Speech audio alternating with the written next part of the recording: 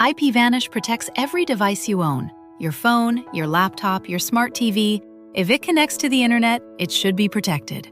IPVanish encrypts your connection and masks your IP address, helping keep your browsing private at home and on public Wi-Fi. And with no device limits, one account covers everything. Stream with added privacy, browse securely, connect with confidence. Online protection made simple. Right now, save 83% off the 2-year plan.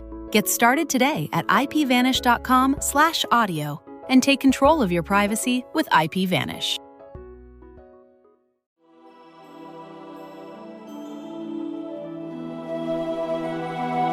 Welcome to the Lord of the Rings Lorecast, the show that explores the background of Tolkien's amazing world from the very beginning.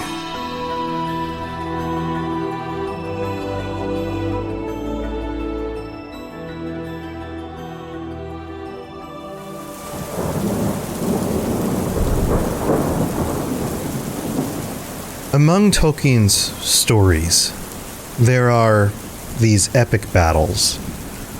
When you think of the Lord of the Rings, you think of Helm's Deep or the Siege of Minas Tirith. But even more epic than those, I think, at least on a personal level, are some of these individual fights.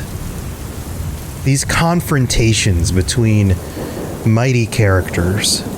And we get a number of them in the First Age. And although in this scene it doesn't specifically say that it was raining and storming out, I think this setting will do it justice, because we're entering into a dark place out on a bridge in front of the tower that Sauron has corrupted, and the dungeon where the body of Finrod lays, with Beren at its side, mourning the death of a true friend, someone who went to his very end in order to fulfill a promise that he made to his father. And in this moment, we have Luthien, who is finally located where Beren is, has finally broken free of the prisons we talked about and the manipulation of the people around her, and has now come to this bridge with Huon, a lord among hounds, at her side. And in this moment, we get an example again of the power of Luthien and how it comes not from swords and spears, maces and axes, but it comes from her very spirit. She stands, other than Huon, a dog at her side, a lord among dogs, but she stands alone on this dark bridge in a very evil place and sings.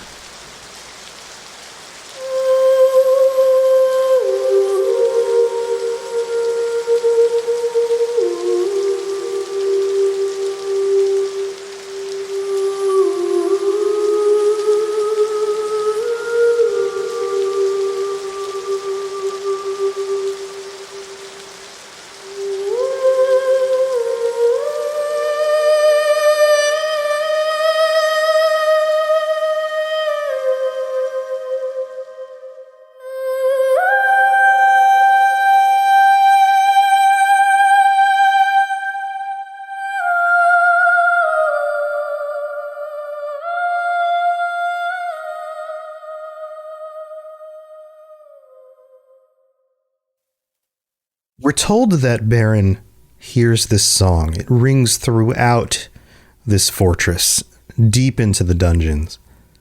And he responds with a song of his own that was made to praise the 7 stars, the sickle of the Vala that Varda hung above the north as a sign for the fall of Morgoth. And all strength leaves him, and he falls down into darkness at Finrod's side. But Luthien hears this. She hears the response. And she sings again with even greater power, a challenge to Sauron himself. And we're told that the wolves of the island and the island itself trembles. Sauron, hearing this, smiles. We're told that he's in a black thought, and he realizes this voice is the daughter of Melian. And he thinks, if I can capture her and bring her to my master, to Morgoth, he will reward me greatly. And so he sends to the bridge a wolf to go capture her. And Huon, standing at Luthien's side, quickly and silently slays the wolf. Huon is a lord among dogs. I'm going to keep saying that because it is true. And Sauron sends another, and another, and another. And time again, Huon stands at Luthien's side, protecting her, killing each of the wolves, tearing at their throats. So Sauron ups the ante. He summons Draugluin. Draugluin is, as described in the book, a dread beast, old and evil, and lord and sire of the werewolves of Angband. We often get these descriptions of these progenitors of a terrible thing, a terrible group, like the father of the dragons. Or, if you've been watching The Rings of Power, we get to meet Adar, who's one of the original orcs, or uruks, that the other orcs came from, the corrupted elf, or one of the corrupted elves. In this instance, we get the father of the werewolves, the sire of all of them, Draugluin. And he heads over to the bridge in order to fight Huon. But again, Huon is not a pushover. He fights back, and Draugluin cannot take Huon down. And so he retreats back to the tower, back to Sauron's side. And as he is dying and bleeding out, he tells his master, Huon is there, as if Huon's name is known in the land, as if Sauron himself should know, like, hey, this Huon dog, Lord of Dogs, is not to be messed with, and he's the reason our wolves keep on dying, and I'm also here dying next to you. So you need to do something else about this, buddy. That's basically the inference we get here. This is also similar to a lot of these old literature stories like Beowulf, where all of a sudden you'll just have a character say a thing like Huon is there, and it's just to be assumed that, like, oh, everyone knows what that means, even though we haven't gotten that previously. This is one of those kinds of situations. So we're told here that Sauron knew well, as did all in the land, the fate that was decreed for the Hound of Valinor. Like, this is a thing that everybody knows about, and it came into his thought that he himself would accomplish it. Therefore, he took upon himself the form of a werewolf and made himself the mightiest that had yet walked the world, and came forth to win the passage of the bridge. So this is another one of those mythological things. You send the little wolves out, they all die. You send Draugluin out, the bigger one, he can't do it either. He comes back beaten and eventually dies as well. So Sauron puts on the guise of a werewolf, the greatest, bigger than Draugluin, bigger than any of these, in order to go take out this character on the bridge. It's kind of got a Billy Goat's Gruff kind of quality here, right? And he's horrific. We're told that so great was the horror of his approach that Huon leapt aside. That Huon himself, the one who is fending off all of these wolves and werewolves, has now leapt aside. That Sauron is just horrific. And Sauron springs upon Luthien, and his menace, the fell spirit from his eyes, the vapors from his breath are so much that she swoons. And in that moment, Huon recovers and jumps to her side, embraces with this horrific Sauron wolf creature in order to protect her.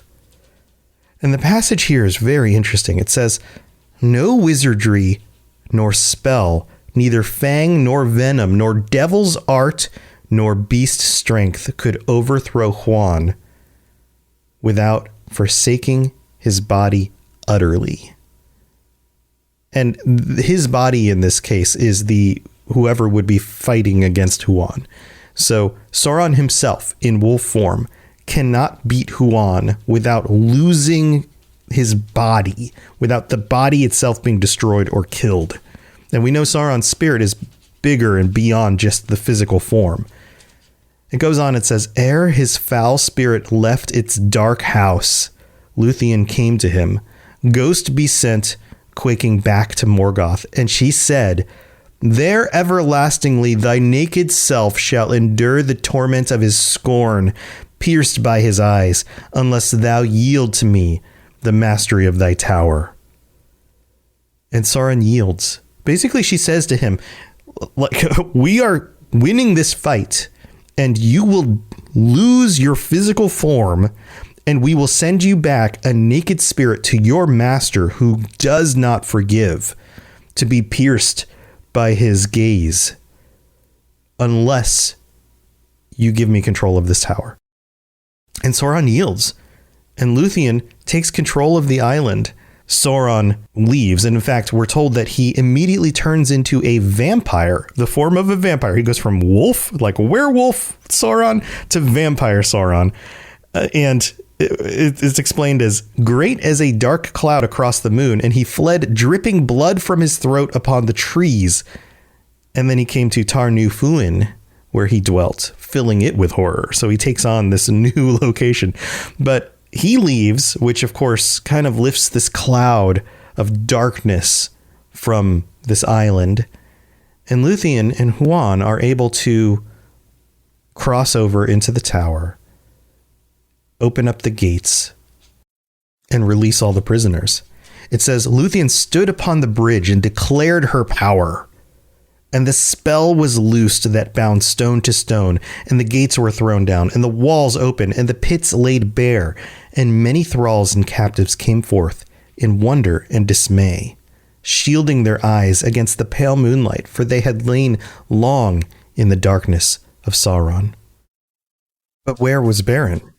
He didn't come forth out of this dungeon yet, so she has to search for him. And Huon and Luthien find him in the very spot where he's been this whole time, mourning next to Finrod's body. And in fact, he's so deep in anguish here that he doesn't even hear them coming. And we get this touching moment.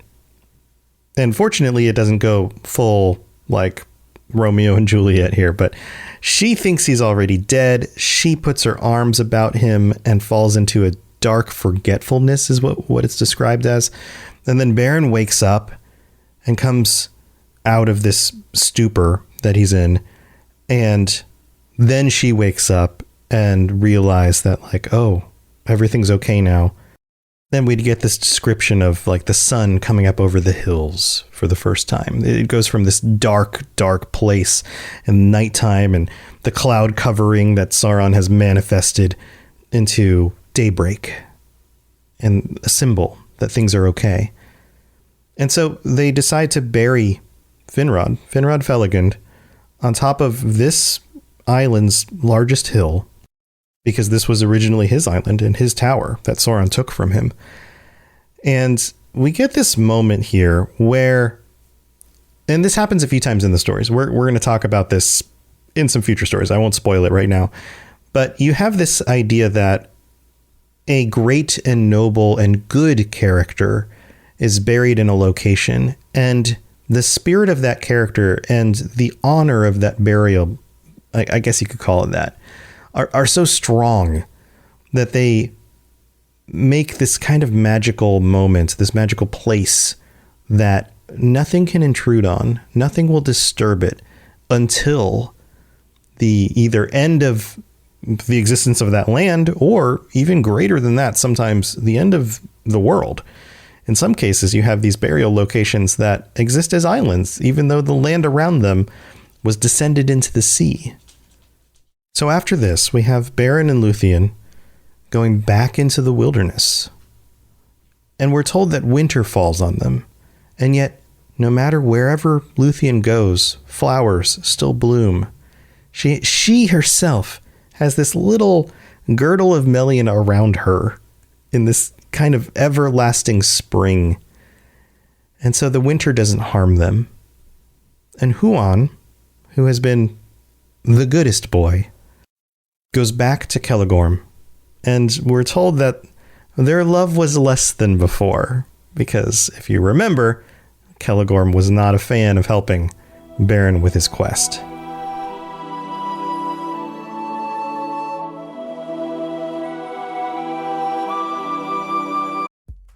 It's time for that spring reset. I'm taking a look at everything in my closet and figuring out that, oh no, this absolutely needs to go. And it's about time I replace things so that my clothes aren't older than my 15-year-old. Now you might think that they lasted that long because they were well made, but no, they're in terrible condition. Unlike the new jeans I just got from Quince. Jeans have always been my personal go-to because you can kind of wear them for lots of different things, but maybe they're not your thing. Maybe you're looking for, 100% European linen with insanely soft flow knit activewear fabric. It's definitely getting warmer, and their flow knit activewear is moisture wicking, anti-odor, and soft enough that you'll actually want to wear it every day. So pick out what you want. You can't go wrong because they have prices 50 to 60% less than similar brands. And like I said before, they are high quality. I continue to wear their clothes all the time. And I know that these new jeans are going to last me a lot better than the other things in my wardrobe. And on top of it, they look great. They're so comfortable. And I spent just as much on the jeans that I am now cleaning out of my wardrobe. So if you're looking for something better, just all around better, go check out Quince. So go do it right now. Refresh your wardrobe with Quince. Go to quince.com/ringslore for free shipping and 365-day returns. Now available in Canada too. Go to quince.com/ringslore for free shipping and 365-day returns. Quince.com/ringslore. IPVanish protects every device you own. Your phone, your laptop, your smart TV. If it connects to the internet, it should be protected. IPVanish encrypts your connection and masks your IP address, helping keep your browsing private at home and on public Wi-Fi. And with no device limits, one account covers everything. Stream with added privacy, browse securely, connect with confidence. Online protection made simple. Right now, save 83% off the 2-year plan. Get started today at ipvanish.com/audio and take control of your privacy with IPVanish.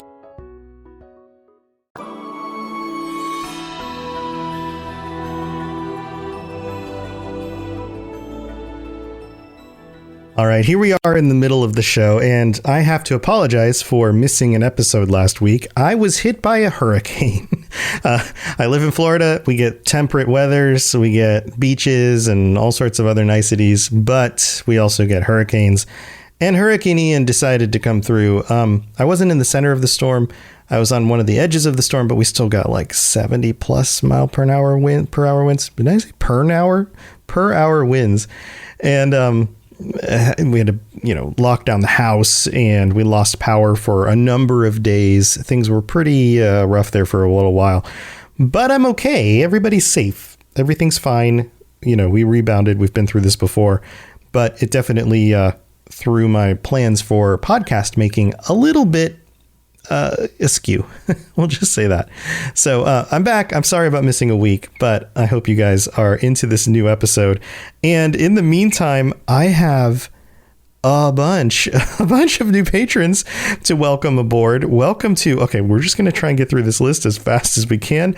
Brandy D, Joe MZ, Breyer, Lachlan B, Jared K, Sam W, Christopher O, Gobi S, Randy R, Dan Z, Stephen V, Josh S, Ron S, Joe K, and then I have to scroll up to the next section here.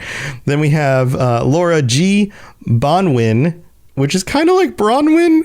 I don't know if that's a reference to the Rings of Power, but welcome aboard. Zeno M and Sandy M. Thank you to all of you who signed up in the last 2 weeks. This is what happens when I miss a week. Holy moly. Thank you to everybody. You guys, your support is amazing. This puts us at 83 patrons. And I also have to shout out our all access patrons. No, I'm sorry. Our all access patrons are the second tier. The third tier are our VIP patrons. And that includes Brad C, Brandy D, Chris D, Esoteric Rage, and Larry. Thank you to all of you guys. You guys are amazing. I really do appreciate the support because I couldn't do this without you guys. So thanks for being here. And we've got some reviews that I have to read out as well. It's been a few weeks. I'm playing catch up. So let's go back to this one. Oh my gosh, there's so many. Maybe I should split this up. I'm never going to catch up. You guys are just too supportive. All right, I'll try and get through these as fast as I can. This one's from Bleffler612, who says, fantastic, 5 stars, great podcast. Everything is easy to take in, and the way he explains it makes me feel like I'm reading the Silmarillion again. Awesome. Thank you so much for that. Then we have Julia R. from the US. Both of these are from the US. I love this podcast. Robots really breaks it down and makes it digestible and provides historical and cultural context for Tolkien and his work. Love the crossover with religious lore, if you will. Awesome. Thank you for that. And then we have Lucaroth 10, who writes Nerdy Commuter, 5 stars, also from the US. With the Rings of Power airing, I had a craving for more Lord of the Rings. I've always been fascinated with the lore of Lord of the Rings, and this has hit the spot. Italian Kiss. Lord of the Rings introduced me to fantasy at a young age and opened my eyes to the depth of storytelling. Thanks for doing Tolkien a solid and putting this pod out there for us to enjoy. Nice work. Well, thank you so very much. Then we have Cadet Shepherd from the US, who wrote, Robots in Middle Earth. Robots, the host, does a great job explaining the lore of the Lord of the Rings series, The Hobbit, by going back to its origins in the Silmarillion. Fun anecdotes and simplicity help to make connections with this fantasy world that many have come to love. Awesome. Thank you for that. Then we have Desert Chief. Desert. I think that's desert, not dessert. Desert Chief from the US, who writes, my first review of anything ever, 5 stars. As the title states, I've never felt strongly enough about a podcast or really anything to leave a review. Robots Lord of the Rings Lorecast has changed all of that, though. Among my friends, I'm known as the Lord of the Rings nerd that usually has all the answers. Robots Lorecast has a way of teaching the texts that have opened me up to new discoveries and new ideas and reawakened a quest for even deeper knowledge. I would and am recommending to everyone I know. Awesome. Thank you so much for that. Then we have C. Daniel 2 in the US, who writes, great, earnest, and thorough, 5 stars. I am by no means a Tolkien expert, but wanted a way to remind myself of the lore behind the series in preparation, both for the Rings of Power and reading The Hobbit with my son. That's awesome. For him, the first time. For me, the first time in 25 years. Tom is earnest and humble. Here you'll find none of the insufferable pretension that appears to have infected some of the Tolkien fan base. Yeah, tell me about it. And at the same time, humorous and incisive in making literary and cultural analysis of the works. I came to this podcast from the Elder Scrolls Lorecast and anticipate each new episode of the Lord of the Rings Lorecast anxiously each week. Awesome. And welcome from one of the other shows. I'm glad you're tuning into some of my other stuff. Then we have Ivory Goblin in the US, who writes, well-made podcast, 5 stars. Robots, this podcast is a wonderful recounting of the history of the world and its people. The detail and exposition are intriguing and fill my time with great imagery and connection. I do feel some characters are portrayed in a less than favorable light. However, that is not your fault. I'd blame my father, Iluvatar, for making everyone so good and light-loving. I think Sauron and I did some great work back in the day, but I digress. Please keep up the amazing work. Who knows, perhaps one day I will twist and mold your podcast into something even more to my liking. Yours in darkness, Melkor. That's great. Thank you so much for that one. Then we have Bilbo262 from the US, who writes, I love this. If I could give this more than 5 stars, I would. This guy explains the whole Lord of the Rings lore in a way that is not just easy to understand, but very entertaining and enjoyable. Great work. Awesome. All right, just a few more left, I promise. This one's from Japan, from Okukuji, I think is the closest pronunciation I can do for that one. Amazing. This is amazing. I've been looking for something to listen about the Silmarillion while working. I've been listening to The Hobbit and Lord of the Rings audiobook for like 4 times already in a month. So I really wanted to find out about the history of everything. Thank you so much. I really recommend this podcast and would follow you until you finish the whole thing. Awesome. Thank you for that. And then we have one from Australia. Get keen, lads. Says, it's dope. This podcast is dope. Keep it up, bruh. Shout out from Perth, Western Australia. Cheers. Awesome. And I didn't realize Australians use the phrase dope, but that's dope. And then we have one more. Joey Mo 304 in the US, who writes, amazing. One of the smoothest breakdowns of the lore. Very simple and to the point. Thank you to everybody. You guys are amazing. I'm going to go back to talking about the rest of this stuff on this episode, so you don't have to listen to me ramble about other stuff. So here we go.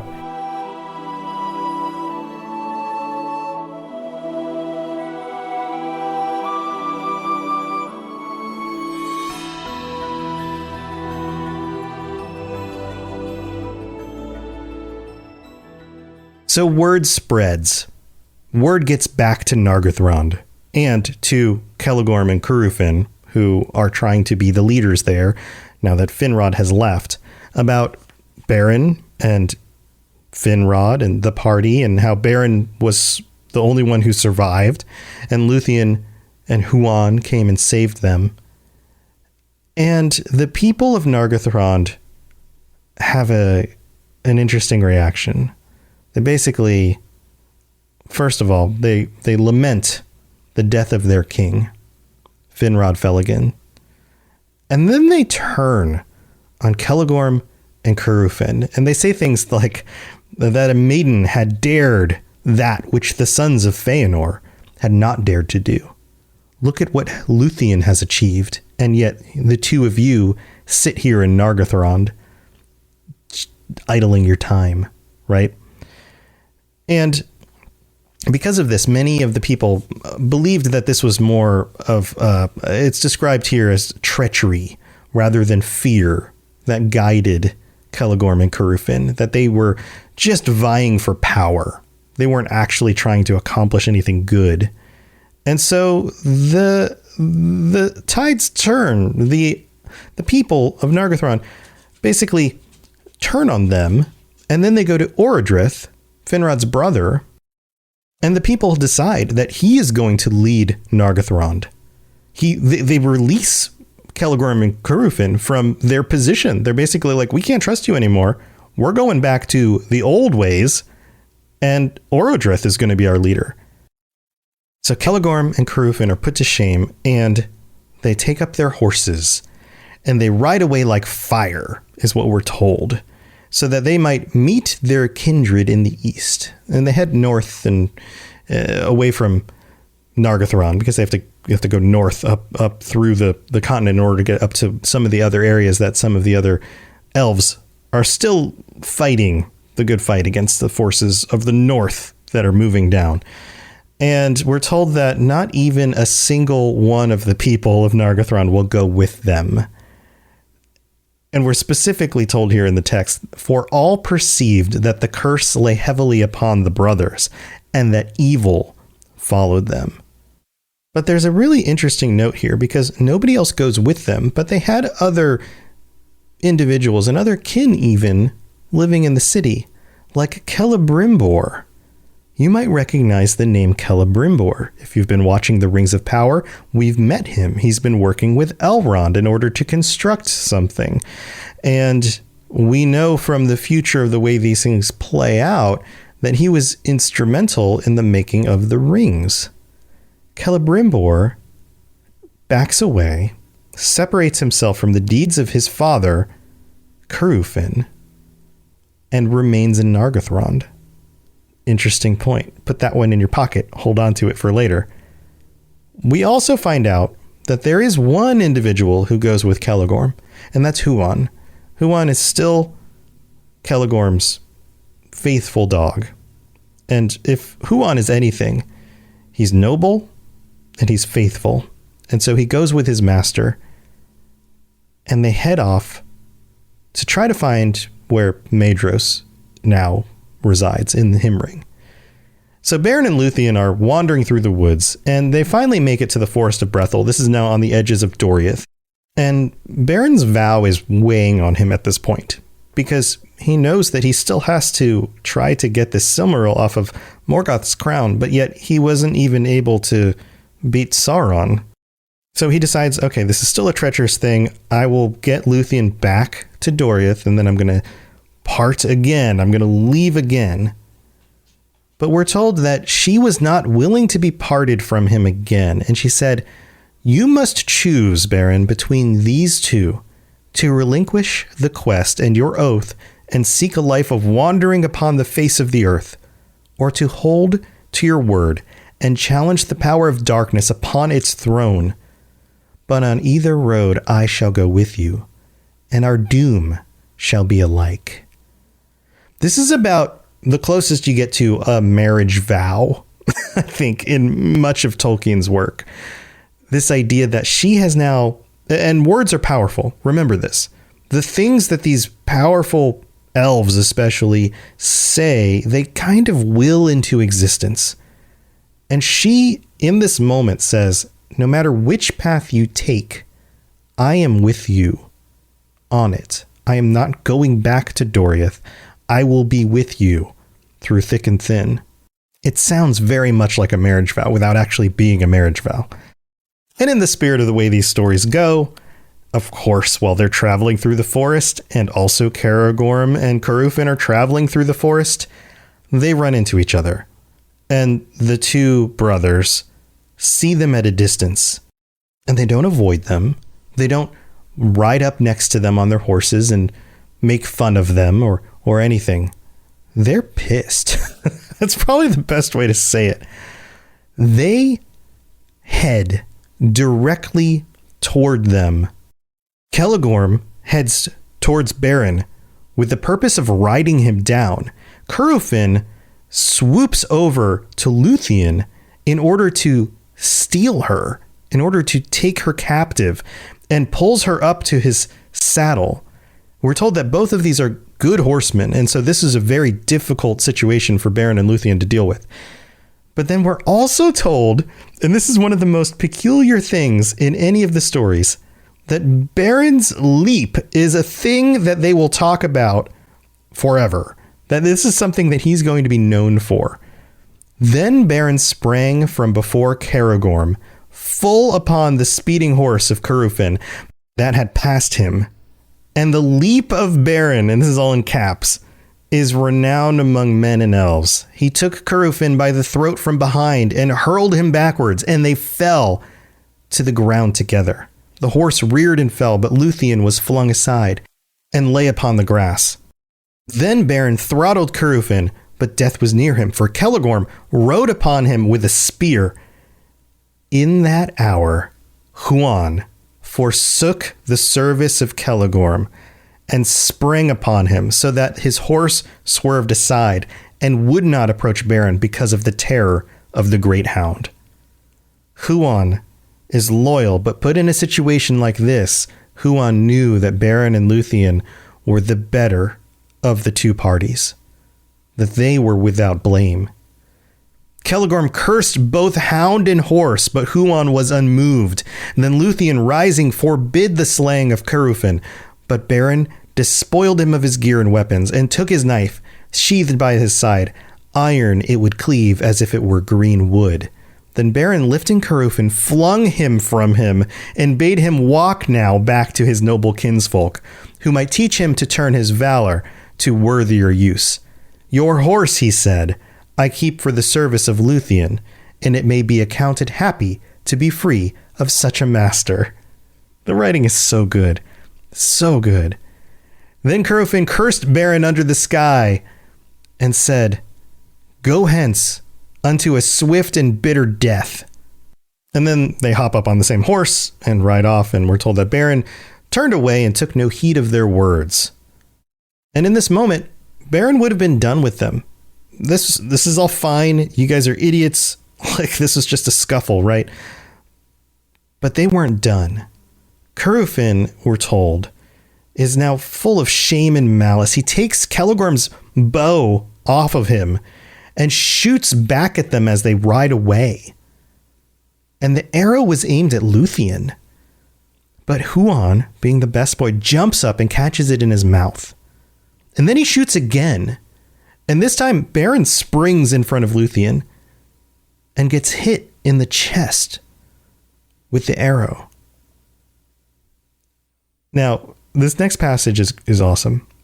It says, "It is told that Huon pursued the sons of Feanor, and they fled in fear." Can you imagine this beast of a dog who used to be loyal to you, who took down Sauron, now chasing after you? And returning, he brought to Luthien a herb, depends where you live, out of the forest. With that leaf, he staunched Beren's wound, and by her arts and by her love, she healed him. And thus at last, they returned to Doriath. Beren is wounded in the fight. She heals him. They go back to Doriath for a time because they know they can't just keep traveling on the road right now. They need to prepare for what's going to come. But Beren in this situation is torn. We're told that he still feels this tension between his oath and his love. And he knows that Luthien will follow him anywhere, into whatever danger. He also knows that he needs to fulfill his oath. He needs to go after that Silmaril on Morgoth's crown. So knowing Luthien to be now safe, he arises one morning before the sun, and he goes to Huon and commits Huon to her care. Basically says, "You've been a good boy, good dog. Watch over her. I need to go do something." And while she is still sleeping, and this is a little bit weird, we're told that elves don't need to sleep, but they can. In great anguish, he heads off to fulfill his promise. Thanks for listening to the Lord of the Rings Lorecast. If you'd like to learn more about other fantasy worlds, check out my other podcasts, The Elder Scrolls Lorecast, The Witcher Lorecast, and more at robotsradio.net. If you'd like to reach out, I'd love to hear from you. Send me a note on Twitter at robots_radio, or join our amazing community on the Robots Radio Discord. There are links in the show notes, or just search Robots Radio Discord, or find the link on robotsradio.net. I'll see you next time.